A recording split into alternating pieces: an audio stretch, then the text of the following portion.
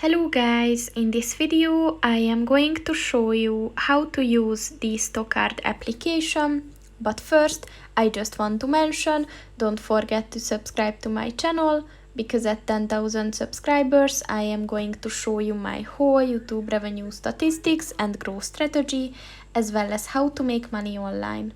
Let's jump into it. First of all, open the application on your phone.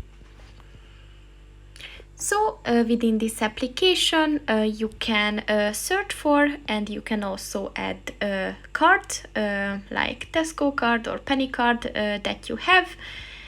Just click on the plus sign at the top of the page on the right and select the card that you want to add, and you either scan your card's barcode or you just enter the card number manually, and once you did that it will appear on the cards section.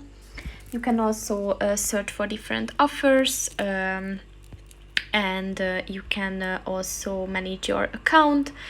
You can share and refer friends to get rewards, and you can also set the Face ID.